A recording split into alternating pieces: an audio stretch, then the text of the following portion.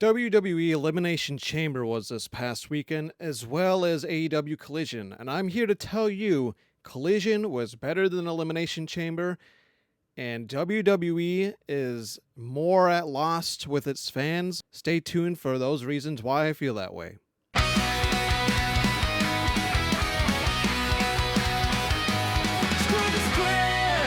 Welcome back, everybody. The Screw Script. I'm your host, as always, Maverick here. Thanks for joining me, as always, on this Monday night. Let's just get right into it. Why do I feel like Collision was better than Elimination Chamber? And why do I feel like WWE had a massive failure and flop this past Saturday? Well, outside of the Danhausen flop, his debut was terrible. It was in Chicago, if I'm not mistaken. And I believe he is also from the Chicago area. I could be wrong, but regardless, he came out to no pop.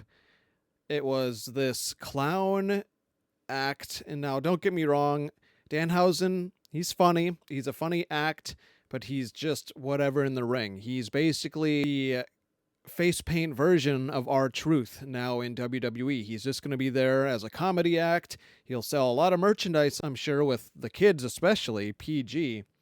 But he's not elite in the ring. And I feel like the reason why people booed this, especially at the end when the shock factor went away and they realized, holy shit, it's actually this guy of all people, is because of how they did it. They drew out this long con sort of act with this crate, conning people into thinking that it was going to be somebody special. Many people thought it was Chris Jericho, although he was still always on AEW's website for their roster. So the closer it got to Elimination Chamber, the closer we realized it's probably not going to be Jericho.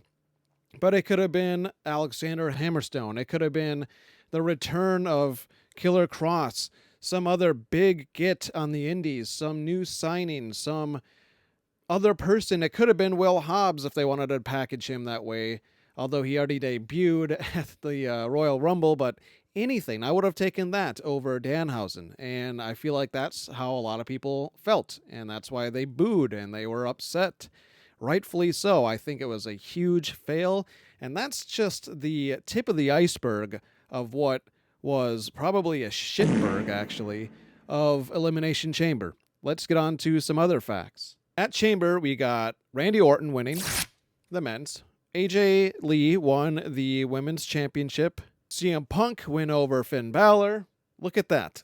Guess what? That's all old wrestlers that won. I love Randy Orton. Don't get me wrong. This is probably his final push. I'm assuming that this may be his final WrestleMania, if not next year for sure. So I'm kind of hot and cold with that. But the other winners, Finn Balor needs another world championship run. I cannot believe, if I'm not mistaken, he only has the one from 10 years ago. And he's not getting any younger either. But instead, you put over 47-year-old CM Punk and his wife, who had been gone as long as he has, basically. And that is proof in why I feel like WWE is more out of touch than Hall & Oates.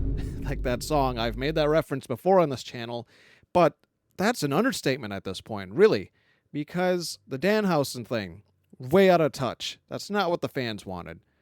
That's what they wanted because they want more merch sales, and they think he's going to do really well in merchandise.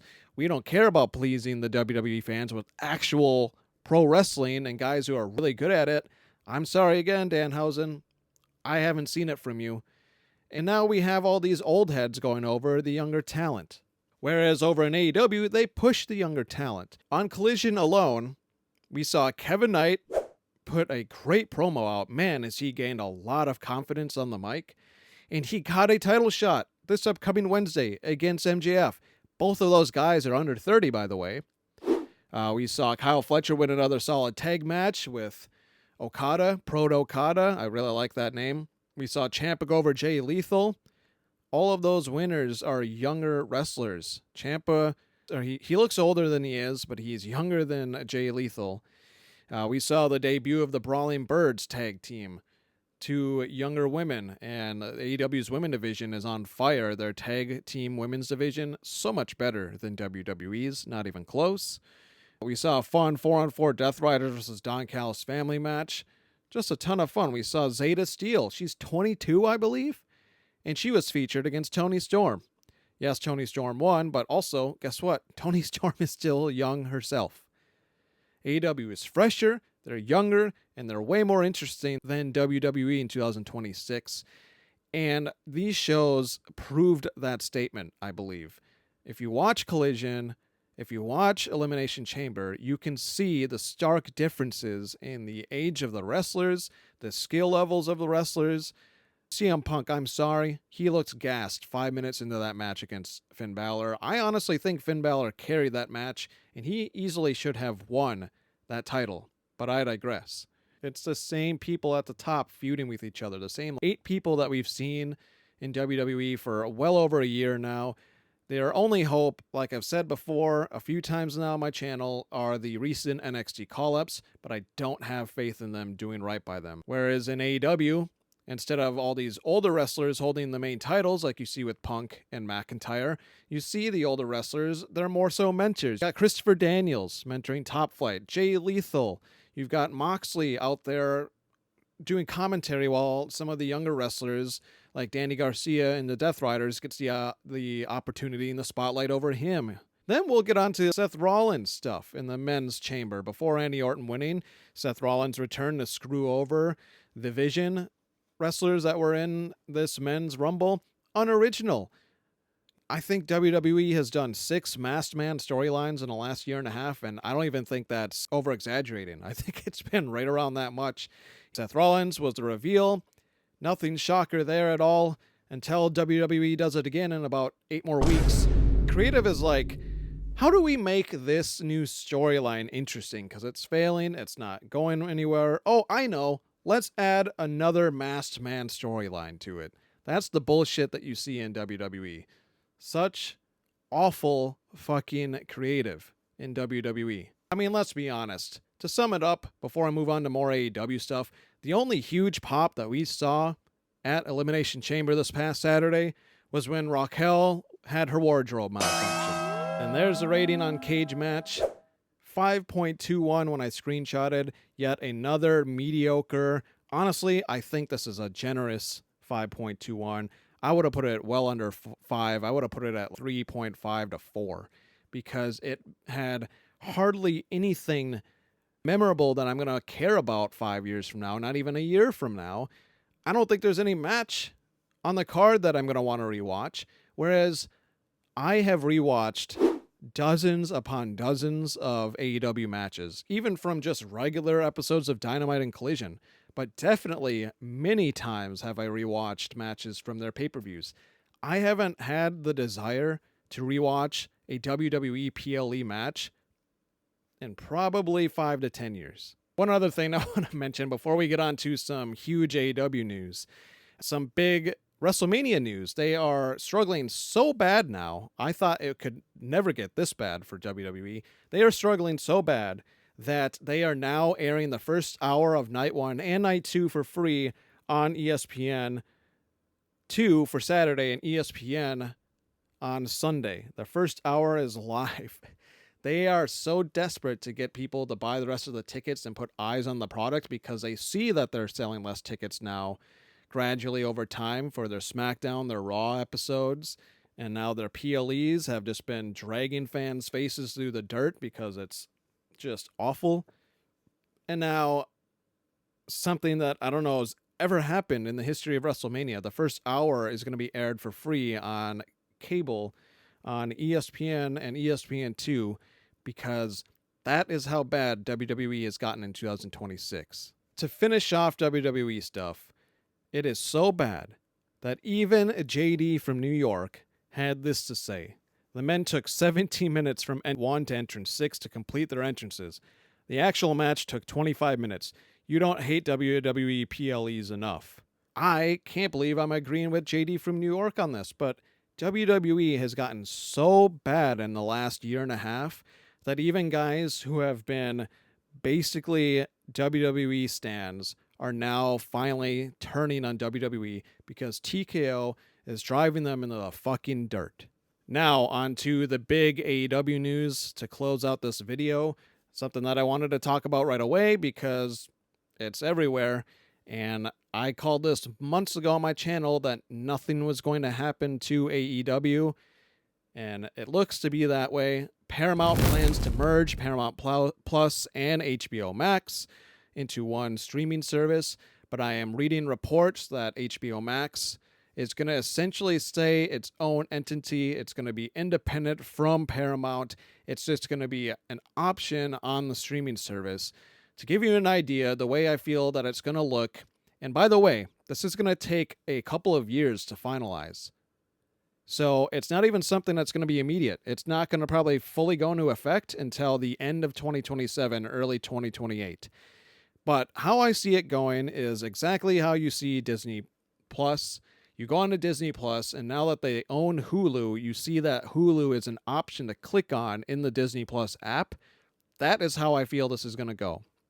It's going to be under one app that you have to pay for. It'll probably jump in price, probably $5 to $10, but that means you don't need to pay for both services anymore, I believe. It's probably going to get packaged into one. And then you just click on the, whatever they're going to call it, maybe like HBO Paramount Max or something, Paramax.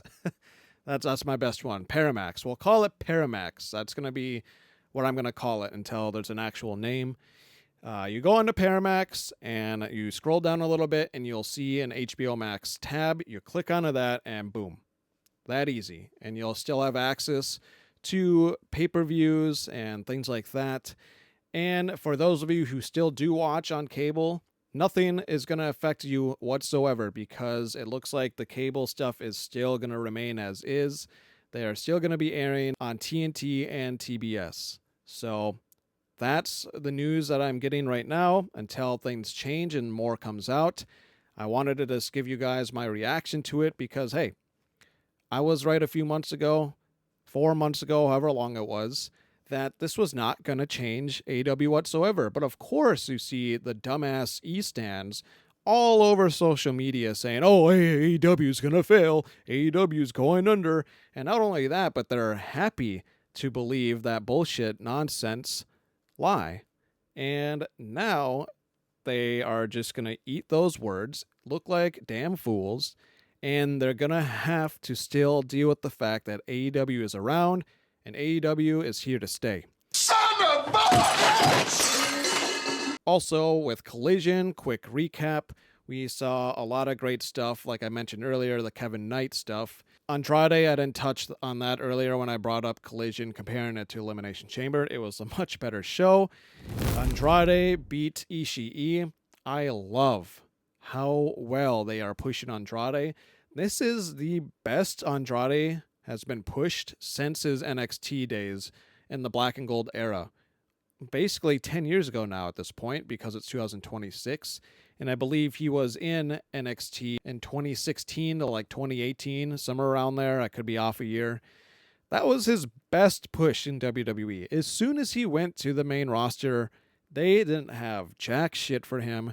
Much like, I want to say 75% of all the NXT call-ups in the last decade, 75% of them, WWE on Raw, SmackDown, their main shows, they had nothing for them. And you've seen a lot of them leave. You see a lot of them are now signed with WWE. And again, something that the E-stands poke fun of with AEW, which honestly just turns around on them and WWE's piss-poor product.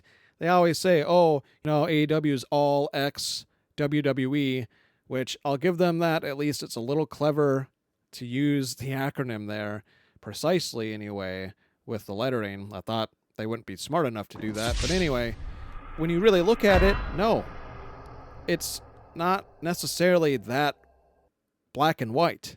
The reason why so many wrestlers that were in WWE for a very short stint that is now in AEW is because WWE has awful creative. They've had awful creative for a decade plus, and they couldn't figure out how in the hell to utilize a lot of these wrestlers. They failed one by one by one by one by one. And when AEW started, a lot of them were like, this shit looks way better than the crap that I'm in. I'm leaving WWE. How is that AEW's fault? How is that a dig on AEW? That's a bad look for WWE, and it makes the WWE fans that want to turn this around on AEW and make it an AEW issue, it makes all of them look really stupid. That's all I had on this episode of Screw the Script. You let me know down below your thoughts on everything that I covered. Do you agree with my statement that WWE just had a failure of a weekend, essentially, and that Collision was better than the Elimination Chamber? Let me know down below your thoughts on that. Again, keep the likes coming, keep the comments coming. It helps my channel out greatly. I'm just shy of 1,400 subscribers. It feels like I just hit 1,000 last week. It really wasn't that long ago. 2 months ago, I hit 1,000, and now I'm almost at 1,400. Keep it going. My big goal is 10,000. Thank you as always. This has been Maverick with Screw the Script. Thanks for watching.